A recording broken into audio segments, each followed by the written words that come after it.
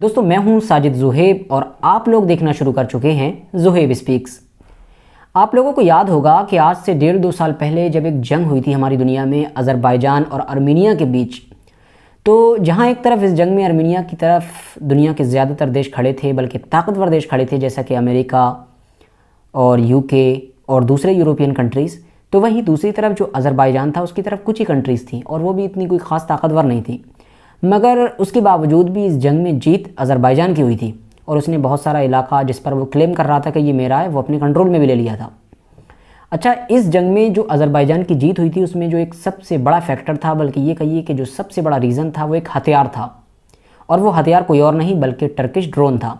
वही ड्रोन के जो तुर्की ने अज़रबैजान को दिए थे और ये ऐसे ड्रोन थे कि जो उस दौर में तो ताकतवर साबित हुए ही, बल्कि आज तक ताकतवर हैं और इसका तोड़ दुनिया नहीं ढूंढ पाई है। और इसका सबसे बड़ा सबूत ये है कि अभी कुछ महीने पहले जब रशिया और यूक्रेन के बीच जंग हुई तो उस जंग में भी इस ड्रोन का इस्तेमाल हुआ। यूक्रेन जो रशिया के सामने बहुत कमज़ोर देश है, उसका मुकाबला बिल्कुल कर ही नहीं पा रहा था, बल्कि अभी भी नहीं कर पा रहा है,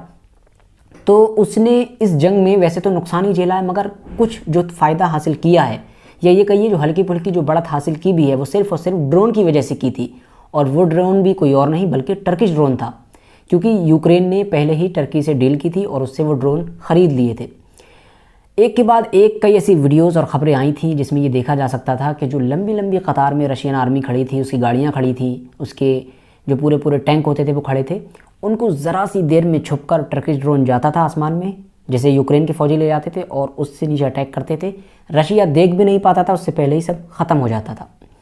मगर दोस्तों ये सब तो टर्किश ड्रोन की हकीकत थी, उसकी ताकत थी जो मैं आपको बता रहा था। मगर अब जो मैटर है वो दरअसल कुछ कॉम्प्लिकेटेड है। हुआ ये है कि टर्की की इज्जत जो है अब दांव पर लग गई है, बल्कि ये कहिए कि टर्की के एक तरीके से पोल खुल रही है दूसरे लोगों की नज़र में।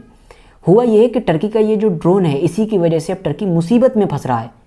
जो टर्की की ताकत थी वही उसके लिए कमज़ोरी बनती जा रही है। हुआ ये है कि जो यूक्रेन में टर्की के ड्रोन यूज़ हो रहे थे, अब जाहिर है जैसे मैंने आपको बताया कि भाई ये मेन हथियार था यूक्रेन का, इसी के बलबूते पर थोड़ा बहुत टिक पा रहा यूक्रेन रशिया के सामने।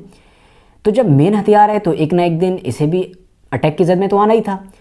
तो किसी न किसी तरह से रशिया इसके एक ड्रोन को गिराने में कामयाब हो गया।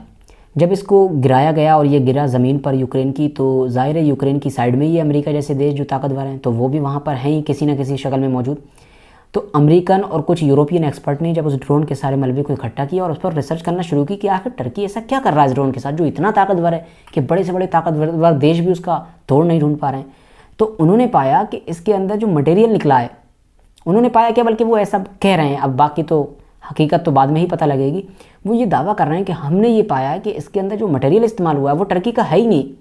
बल्कि वो ऐसा मटेरियल है जिसमें से कुछ चीज़ें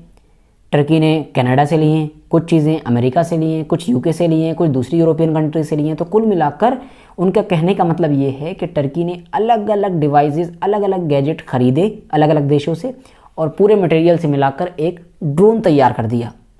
तो इसको लेकर टर्की के ऊपर इन्होंने इल्ज़ाम लगाना शुरू किया, साथ ही साथ अलग अलग तरह के डिमांड भी की कि भाई ऐसा तो ये चोरी मानी जाएगी, ये होगा वो होगा।